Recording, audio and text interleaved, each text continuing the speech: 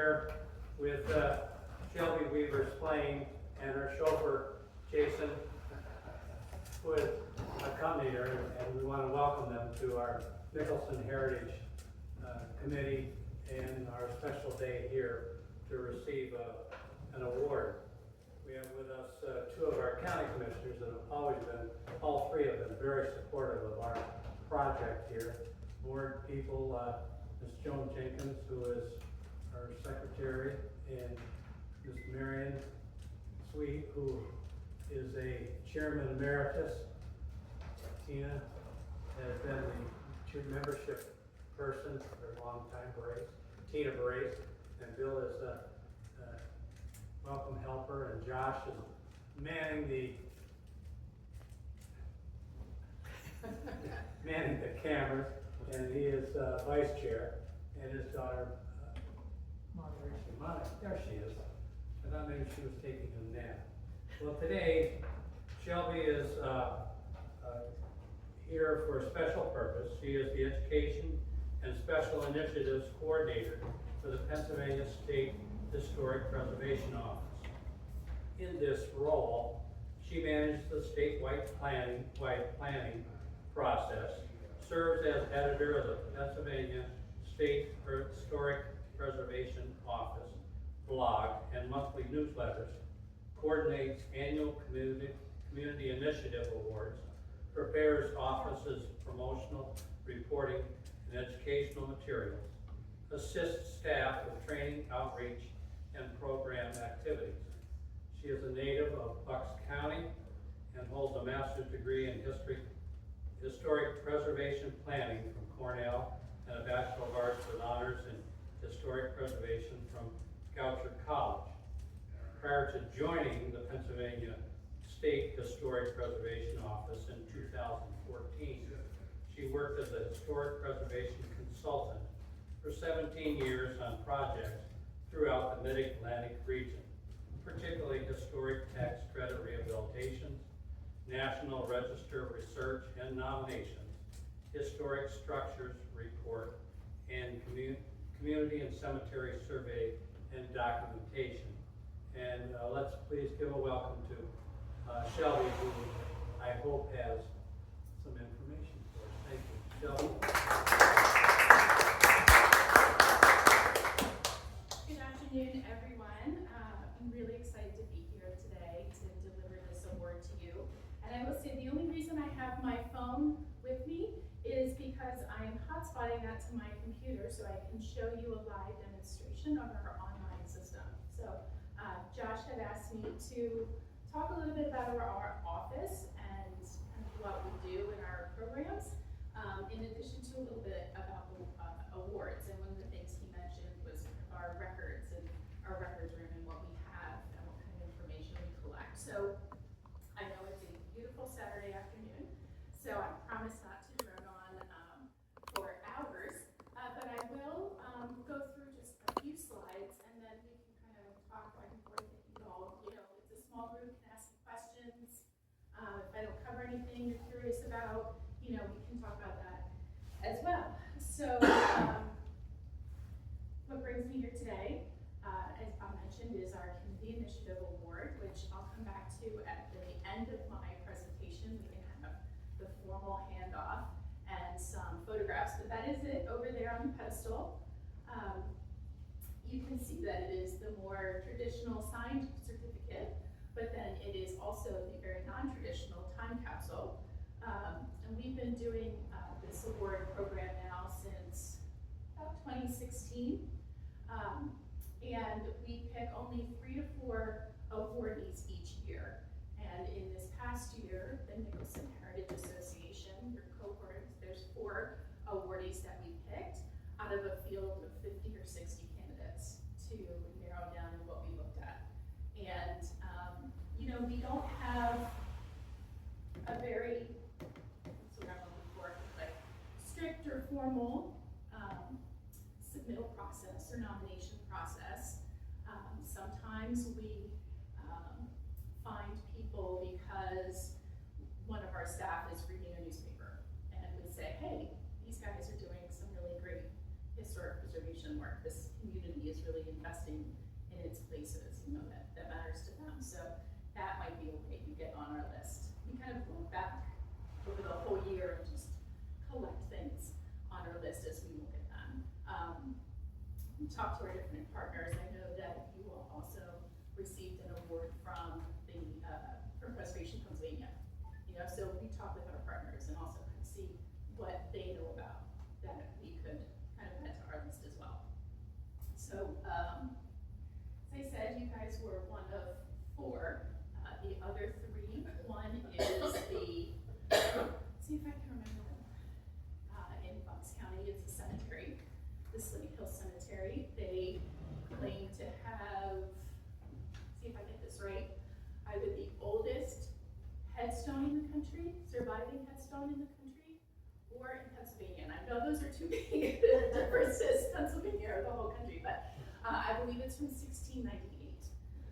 It's in Yardley, which is a very early Quaker community in Bucks County. So they have been doing some really interesting things with the cemetery and trying to really involve the community. We started using QR codes that you can scan with your phone to pull up information. They now use those on their tombstones so that people can pull up information about the people who are buried there and learn more about their community and kind of the role that they had there. So we thought that was pretty interesting.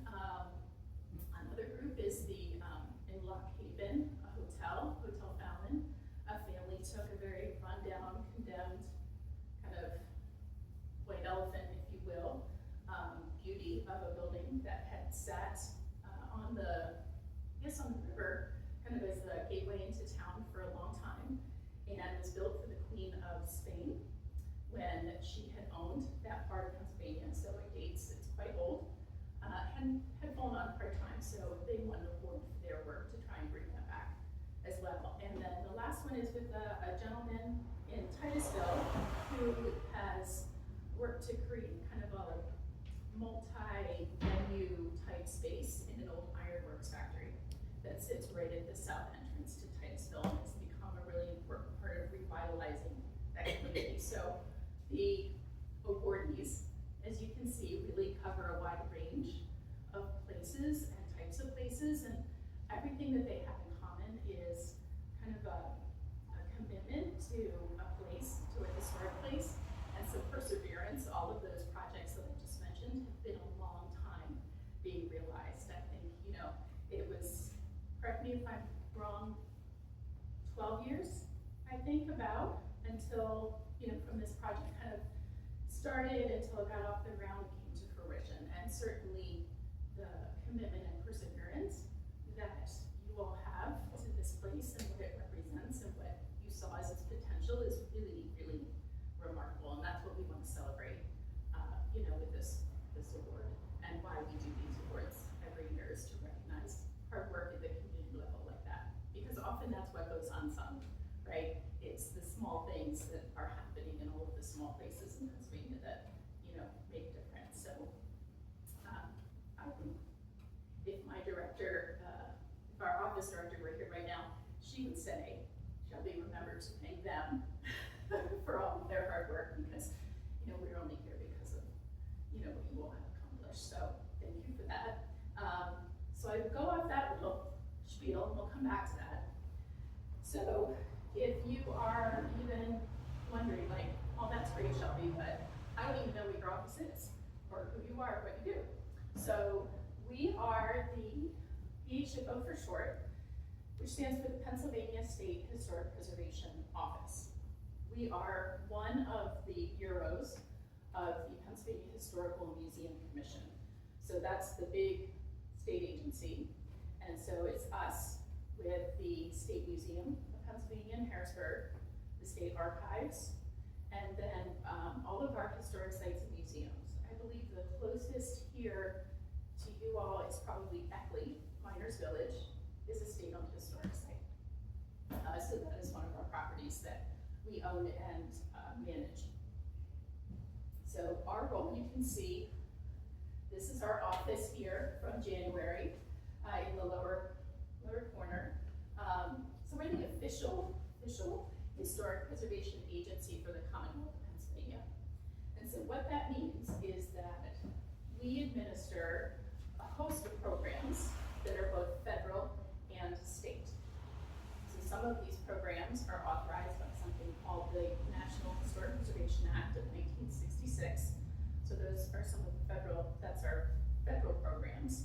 We have money that we receive from the National Park Service, from the federal government every year to administer these programs in Pennsylvania.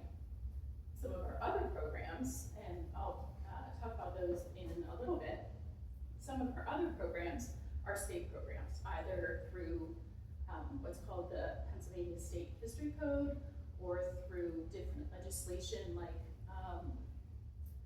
there's a program called our Keystone Grant Program, which is through different legislation and taxation on hotel tax revenue. Is generated to fund that. And that funds, we receive a little bit of that money, but a lot of that money goes to things like libraries and trail building and park building and other kind of community investments. And we also have some programs that are partnerships with other state or federal agencies. You mentioned PennDOT, that's one of our bigger partners that we do a lot of work with them. So that's what we are. There's about, so this is all of the programs that we administer. We are a staff of 25 that administer these programs. So there's a lot of dots on this map. What we talked about, the National Register of Historic Places, that's one of the federal programs that we administer. So that's if a property is important, the local, state, or national level, you can go through a process, complete the paperwork, and have a property listed in the National Register. And I will take this opportunity for my usual plug that listing in the National Register does not come with any strings attached. It comes with opportunities for some funding, depending on the ultimate use of the property, but it does not give anybody any authority to say what can happen with that property or what anybody can do to that place. Historic tax credits in Pennsylvania, we have a state tax credit, which is very robust. They just raised that to $20 million a year, as well as one of the federal programs that we administer is the federal historic tax credits. So for either of those, if you are rehabilitating a building into an income-producing use, say with this train station, you had wanted to put in an ice cream shop, coffee shop, what have you, or an outfitter to take advantage of the local waterways kind of thing. You may have been eligible to take a tax credit that would help offset the cost of rehabbing this building as a historic building. So that's another one of our really large programs. Our Keystone Grant Program is very large. That is for both construction projects and planning projects, education and outreach, which Bob mentioned a little bit in my intro. We have a couple of different types of communications. We have newsletters that we send out monthly, and one that is twice a year, as well as a weekly blog. You guys were featured in May on our blog, which then was also featured in our newsletter, so we were able to get some pretty good exposure for you all, and I believe it's the fall edition of HMC's magazine, PA Heritage. There's a write-up about this year's winners, so you all will be featured in that as well. I'll leave these here with Josh. These are little rat cards that we take everywhere, and they have some information about some of that. But importantly, on the front is where you can find us. There's the blog address, our website, and then if you're active in social media, Facebook and Instagram and things like that, where you can kind of learn a little bit more about what we're about and what we do. The big one, I'm sure all of you have seen the large, big blue and gold markers along the roads or along sidewalks or somewhere in Pennsylvania. Pennsylvania Historical Markers, that's one of our programs. We lovingly call it History on a Stick because that's kind of what it looks like, a big, tall blue steel post in the ground with know that there is one, of course, with the viaduct. We also have some staff who work directly with communities, our community preservation staff, who help people kind of work through problems, do some proactive planning at the local level to figure out, we have these places that are important to us, or we have this community, of these different places that we want to protect, or we want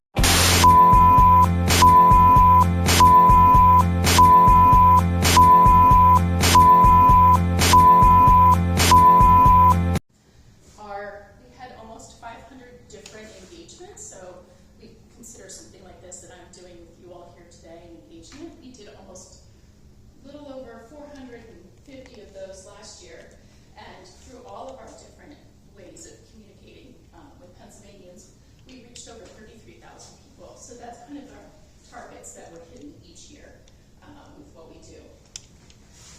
And you can see, so this number right here, 8,300 historic places and 310 archaeological sites are added to our inventory. So that collection of information we keep about historic places.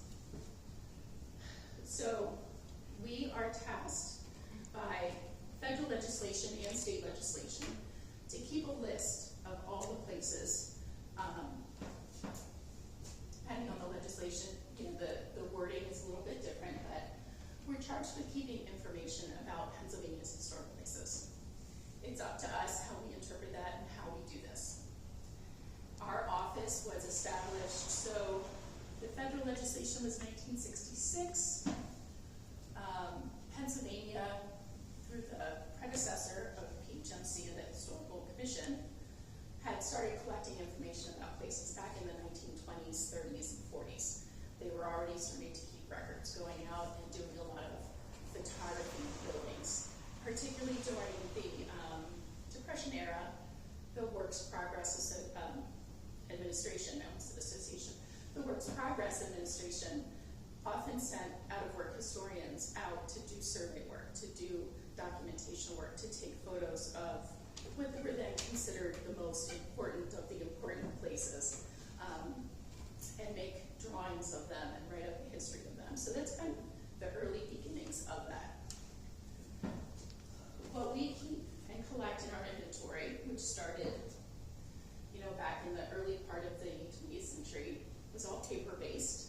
And we had probably a file room as large as this building, where we kept files on historic places and archaeological sites.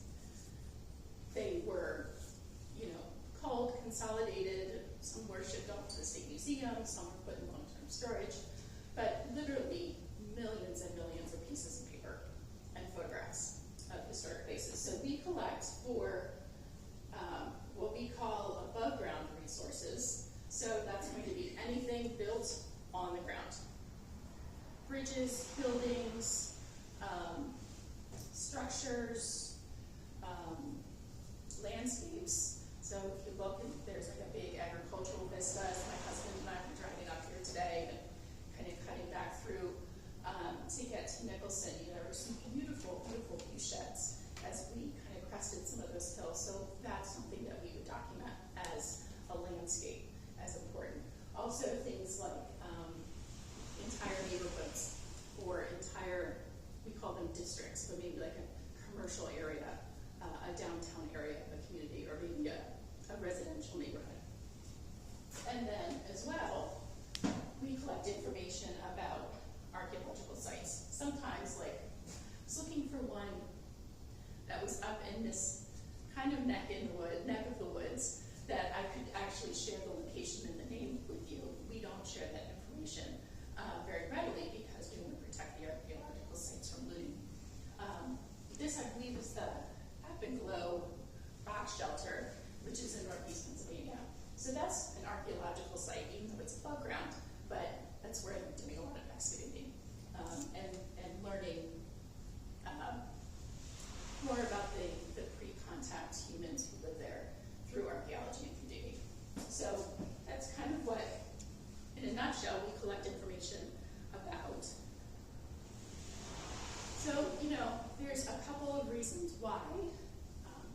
I recognize Lex Pharmacy, is that how you say it, Lex Pharmacy, yes, as we took a little drive through here. So, you know, aside from the mandates from the federal and state government to keep a list of all these places, there's other reasons why this is important. And we are not the only ones in Pennsylvania who are doing this kind of work. And we certainly can't know of all the places. So in a lot of communities, maybe a local historical society will survey and maintain an inventory. Maybe a county planning office might do that kind of thing, right? They collect information about places for tax purposes. Sometimes they might collect some additional information and say, these properties are all over 50 years old, so maybe they're historic. They're old, but maybe they're also historic. Maybe they have some kind of significance or importance to them as well. So, you know, all of the information that we collect helps us to understand kind of the context and what we're dealing with, and what that community's history is, and maybe even what that community's future is, and then figure out priorities. You know, funding is always a challenge. Will be limited, so is there a way to make some smart decisions from places about what's most important versus maybe not as important, you know, to that community? That informs decision making. When our staff work with agencies like PennDOT, for example, or the project or the bridge project, there is consultation with PennDOT where they look and say, okay, we know that everything in this area isn't historic. Some of it's old, but we've looked at it, we've assessed it, made some determinations. We don't, you know, think that this is historic, but we know that this neighborhood over here is, and we've determined that this neighborhood is historic, and the community really cares about this area, and they'd like to not maybe have some development here, and are a little bit more open to development here. So that's how we can use historic places in those conversations to help talk about, you know, change is inevitable, and it's good, but, you know, there are ways that you can do it so that you can manage it, you know. And the last is a lot of communities, whether it's through their historical society or maybe it's a preservation group or some advocacy group or what have you, collect that information because they will use it as a way to build community. They want to engage with their neighbors. They want to welcome new people into the community, and using kind of historic places and the community story as it's told through those places can sometimes help them do that. So that's some of the kind of real high-level reasons why we collect the information. So I took a look in our database, and so if you remember a few slides ago, last year, we added 8,300 historic places, points on the maps, into our PA SHPO system. So now, statewide, we have over 188,475 places. So that's the entire Commonwealth, and almost, just about 60 shy of 30,000 different archaeological sites that are noted. You can see for comparison, in Wyoming County, so there's 921 points in PA SHPO for Wyoming County, and 141 archaeological sites. And in Nicholson itself, 64 places are on our map, and 10 archaeological sites.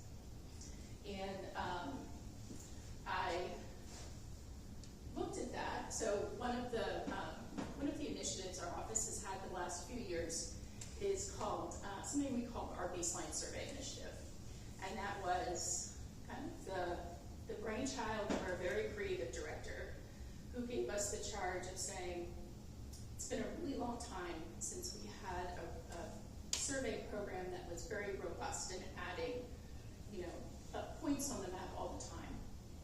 Most of the time, we kind of use the benchmark of 50 years old. If it's 50 years old or older, we'll look at it to see if maybe it's historic. We'll look at it, kind of do that evaluation. So that every year, you know, new buildings turn 50 or 51 or what have you. So there's always new places to add. And so there had been some very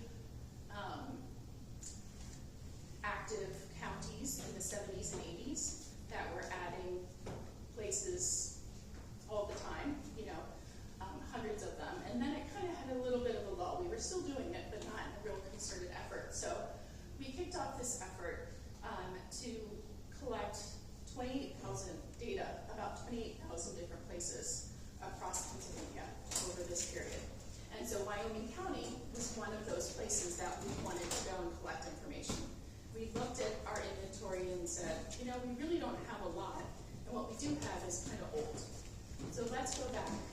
And in the first year, we had divided up the years, or the counties, by different years. So Wyoming County was in our first year. So probably, I would say, there we go. So probably most of those, so that green undetermined, most of those are what's going to come from that baseline survey.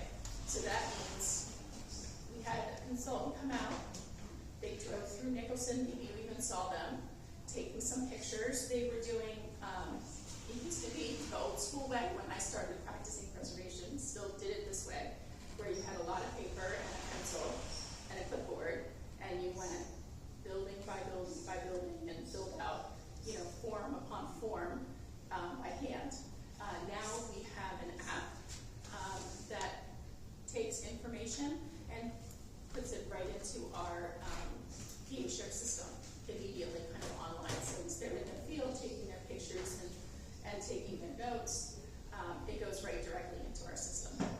So you may have seen somebody a few years ago walking around town, taking pictures, kind of taking their time, and that would have been for our project. So probably don't have to guess which is the one place in Nicholson that's listed in the National Register of Historic Places, and that is the viaduct.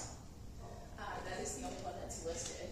But there are 6 places that were looked at and assessed just to say, well, they might be eligible for listing. They might, you know, meet the criteria for the National Register. 5 were looked at and determined that they probably were not eligible for the National Register. Doesn't mean they couldn't be in the future. And then those 65 are places that met our criteria for the consultants to document through the survey and add to our system. The system, so I mentioned, you know, a records room as big as this building with millions of pieces of paper. A few years ago, we also received funding through a big mitigation project that allowed us to develop what we call PA Share. And we took all of those paper records over a 2-year period, maybe 2 to 3 year period. Every single piece of paper in our record room was scanned and added to the system. And that scanned information was connected to an actual dot on a map. So that now anyone, anywhere, can go into the system and see what we have in their community. If there's someone doing research, they can now access the system and they want to look and say, how many schools in Pennsylvania were built between 1920 and 1930? They can query our system and get some information out of it. And so if you are interested, I can hop in there and I can show you what our map of Nicholson looks like. Or not, we can, do you have any questions about anything that I talked about? Are Marianne and I on that? I don't think so, no, not yet. You surely can't be 50. If you go back a couple, Yeah. where you had the 3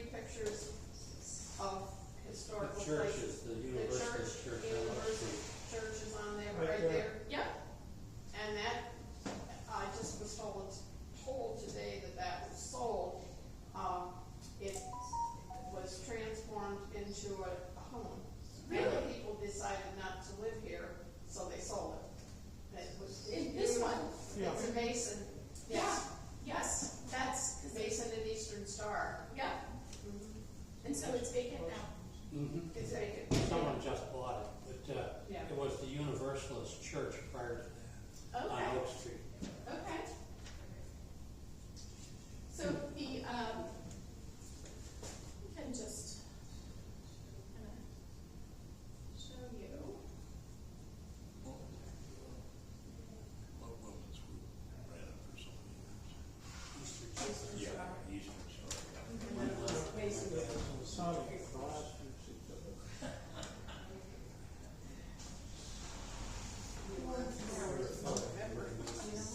Right. Somebody just called Yeah, I us. remember when Louise Garland used to be so active. Oh, I don't know.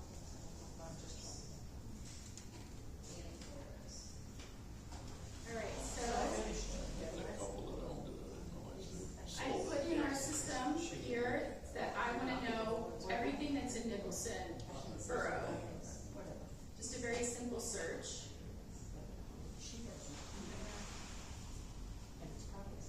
So here we can see those 77 places that I mentioned. You'll see that many of them, so some of them are archaeological sites. Some of them are quite old, so if you look this number over here, this resource number, those first four numbers are the date it was recorded. So the first thing that was recorded in Nicholson was in 1976. So we don't really have records of something that was documented before that time. And that, of course, was the viaduct, which is the one place in Nicholson that is listed in the National Register. So some of these, We also have the Nicholson Cheese Factory. Nicholson Cheese Factory, what street is that on? Maine. It's at the end of North Main. Maine. North Main. Let's see. So the other way, I'm curious now to see if we have that. Cause that's all made of stone. It still has all the cheese. Yeah, they used to have big wheels of cheese and ship them out the railroad went right by there, so they, their cheese out on the railroad. So let's see. So if you ever use something like Google Maps or Waze for driving directions, it uses a map that has all the building outlines on it and the topography and things like that. And so PA Share is the same. If I wanted to, I could change the background to make it that aerial photo. And all these wonky lines here tell me different information. So let's see. Might take a few minutes to render. Shelby, I have a question. Do you have to log in? Do you need an account for this? So, I missed that. we have a guest login that you can just go in and follow the instructions and can go right in there. You don't need to sign up for a Keystone ID. So that you can do, and you'll see most information. You can register for our basic account, which allows you to do a little bit more. So say you wanted to put together materials to send to us to determine whether or not the train station is eligible for listing in the National Register. You would need a basic account to do that, to be able to submit paperwork to us. That basic account is free. There's instructions on the homepage. So, Josh, to answer your question, right here, if you click proceed as guest, then follow the instructions, you can get right in. Register for an account is very straightforward and simple. The free basic account will allow you to do all the searching that I'm doing here today. And you'll be able to see most information about the properties that we have, and you can submit paperwork to us. We do have a paid level of subscription that gives you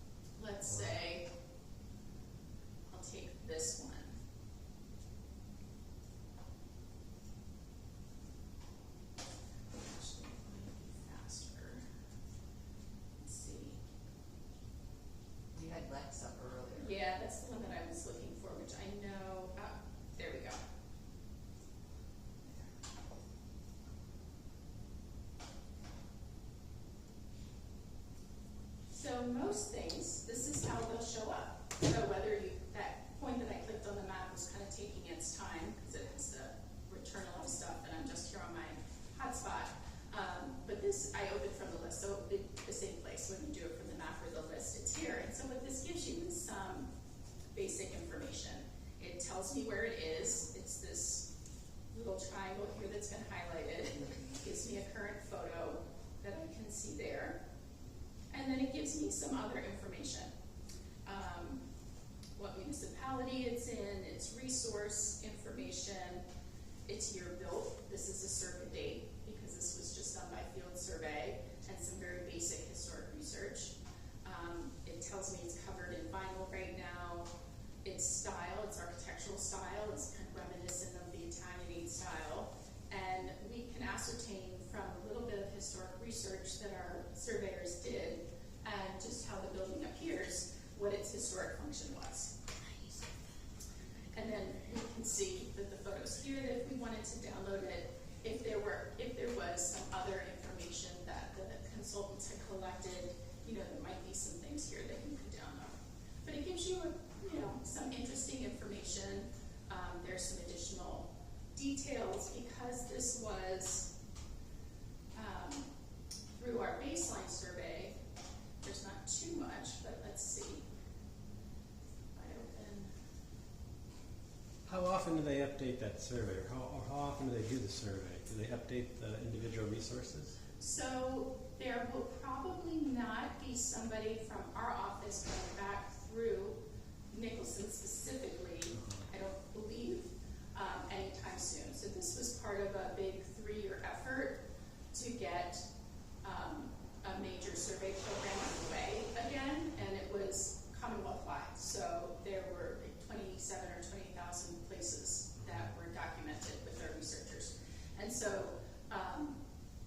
if the information is now in our system, if a local group or a county group or whoever wanted to pick up the information and do more with that survey information, we do have a woman, my colleague, who works directly with communities who want to do surveys. And so, in Nicholson, for example, you all could take the information we have in our system as a place to start, talk with Elizabeth about, how you might want to do a survey and how to update the information. And then, we work with you to kind of get that done. What you want to collect, when you want to collect it, what you want to use it for, those, are decisions that we'd all leave up to you all. So this is our listed,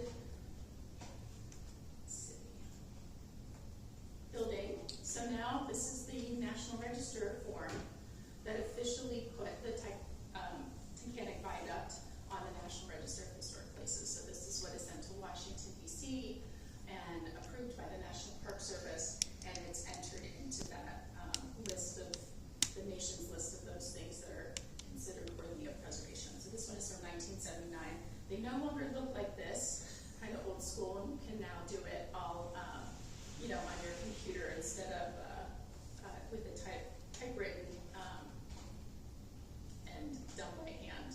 Shelby, Yeah. I hope that refers to the Tunkhannock Creek Viaduct, because we still call it the Nicholson Bridge.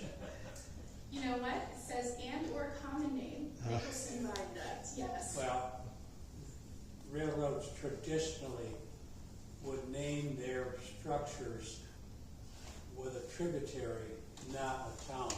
Has nothing to do with Tunkhannock, but it does a lot to do with the Tunkhannock Creek. And I'm not that much of a stickler, but I know that. I understood. Well, it's an education for you. Yeah, Like no, the Martins that's- Creek Viaduct up the road, That's an important distinction the because Kingsley Bridge. you all should get, I'm sure there's a lot of people who go to Tunkhannock wondering where the viaduct is, and so if they knew it was the Nicholson Bridge, then they would save themselves some trouble and come here and, visit your great town. I'm still curious about this cheese factory.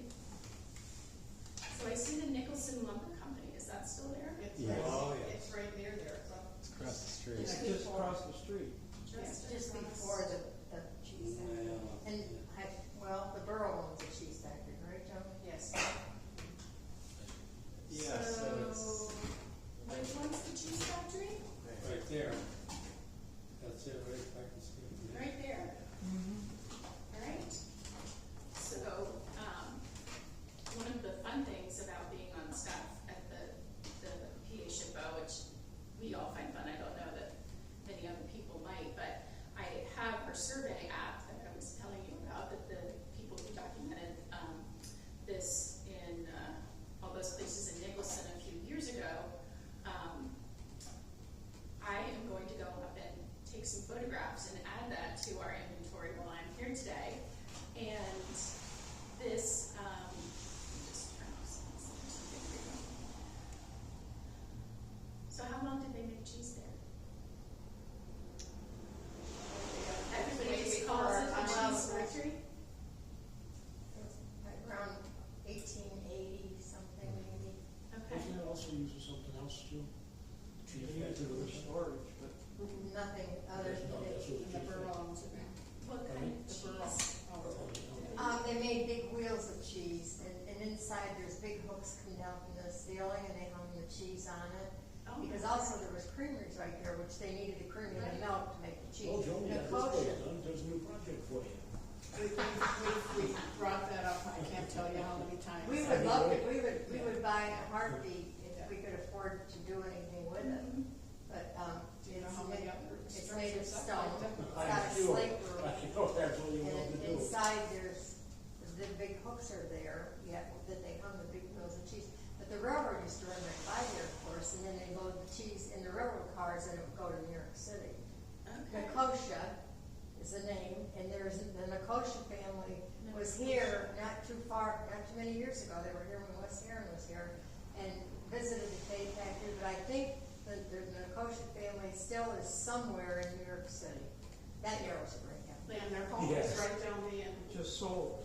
just sold, right down the end of the street. Okay. Beautiful. In the kosher family home. they Yes. built. Yeah, So but it has been N-A-N-I. I-C-O-S-I-A. N-I-C-O. C-O-S-I-A.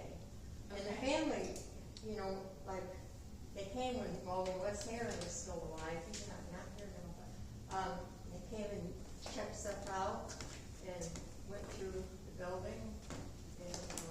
And, I know I have newspaper clippings, besides me, but. She was the president for like 30 years. Okay, yeah, so you're the town historian, you have Yes. you're. Well, once Garford Williams wasn't around anymore, Garford was fine. We have old photos and stuff. I cut the photos out of the newspaper and stuff, put little, and somewhere in my. Yeah. I had the clippings of the Nicosha family, but I know they lived in New York City. And I'd be surprised if, I don't know how you do this exactly. Probably could look it up. You could be able to bring up the coach and maybe find out where they were in New York City. Because when they came out here, and it was with us here, And you met with them, you met with them? No. No, oh, you didn't? No. Oh. Wes Herron met with us. And, I'm not so sure if the Herons had milk bottles or anything yet from there, maybe not, because that was milk bottles. But they did those huge, big wheels of cheese, but there's those big hooks and stuff are still in the building. And, you know, the borough owns the building now, and they gladly sell it to us, but we don't have, we fight every day Sure. to keep the bills paid in this building. Yes. Now that we bought it. So, I don't know. Right there's the kosher. Yeah, I was just looking Yeah. to see if I could find Right there it anything, is, but kosher Valley cheese. that's California, Oh. so, Kosher winery. okay, well, But there might not, it was so many years ago, there might not be anything here now, because it hasn't been a cheese factory in a good minute. yeah, okay. When do you think it stops in the cheese factories? I honestly don't know. 80s, 70s. Oh, no. No, 30s. No, long before that. Oh, 30s. Yeah, 20s, Before 30s, us, Oh. So I'm not so 1880s, sure. maybe 20s, 30s, possibly. yeah. I have milk bottles from there. We may have pictures of it in one of our books. No, Would you, there's not in that book we just had done? It could be, but there is, I don't know. I'll check. Okay. I Googled it one time and found an old cheese directory, I think from the 1910s or 1920s, and they were listed, the Yeah. kosher brothers. Well, it's always, my colleagues and we tend to, even though our job is about historic places and we do get to get out of the office and, visit places like Nicholson, often our days are filled with staring at computer screens and processing projects and, going to meetings. So we all kind of keep a little list of we call them our rabbit holes of places that pique our interest. So I think, this might be my rabbit hole for next week that I'll kind of keep as my little, every time we feel we need a little inspiration. It's been years since the Nicholson family visited Nicholson, because Wes Heron was alive then, and he's passed away years ago.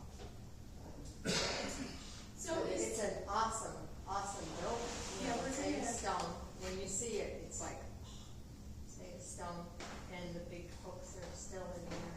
yeah, well, my husband and I'll drive through it. I wish there was some way we could get the money to go in and work in that like we did here. Right, then we could buy it for $1, but. Yeah, you have to- buy it, there's an outside picture of it, but, Rich wants to put that. We could, buy it, but then, what are we And she's the gonna do to, Does your database have any historical pictures, or y'all just the photos when we do the survey? Well, that depends. For the baseline survey, where we added a lot of these places in Nicholson, our research was very preliminary. We just looked at a few maps, and some kind of general county histories to help us zero in on different areas where we might find things. If, sometimes if you're doing a more in-depth survey or research for a certain project, then yes, people will submit historic photographs to us, and then they get, they're part of that, that record. That's it right there, okay? But that's a current photo that I turned black and white. It's a current photo, but I just made it black and white.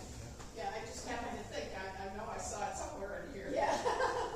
That's what it is. And this Yeah, is- we're definitely this gonna is- take a ride by it. This is the Nicholson house that was built in, And that's right over there, right? Yeah. yes, Yeah. yes, and my brother, Bill Arian, owns it. He's right here. Yeah, okay. I pointed to him. Oh, Yeah. I missed that. Sorry. But That was anyway, built at the same time as the railroad it station. was built. Yeah, but I figured that. I said to my husband as we kind of drove through town way back here, and I was thinking that's the hotel for the railroad station, 1849, yeah. So I know that was a really kind of whirlwind tour of a little bit about our office and kind of showing you what we know about Nicholson. Do you have any questions for me or anything that you've always wondered about? Certainly, I know sometimes these things can come to you later. I have some business cards here, and some of our cards there that you can put out. You can keep for yourselves, distribute however you'd like, and my cards are there. We do have our Keystone Grant program. It is a very highly competitive program, but one of the grants that is available is for planning projects. And we often will talk to communities who are expressing the same thing that you are right now about the former cheese factory in that building. We have this place and we have some ideas about what we want to do, but we need money to even hire somebody to help us think it through. Very similar to the process that you went through with the train station here, with getting a feasibility study and doing some of that work. So, that may be something that could help fund the project. It is a matching grant program, which can be a hurdle. We know that that's a barrier for some communities, so we're hoping to, find some ways to make that easier for communities in the future, so that that's not a barrier. But even having a conversation with our community coordinator for this part of the state, you may find helpful if, at any point you're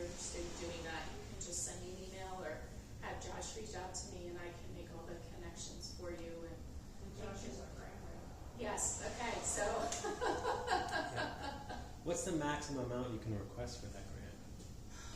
For the Yeah. planning grant, Like 5,000, or is it a lower amount? it's more than 5,000. Oh, That is the minimum. okay. I want to say, we did just get a new website. Let me see.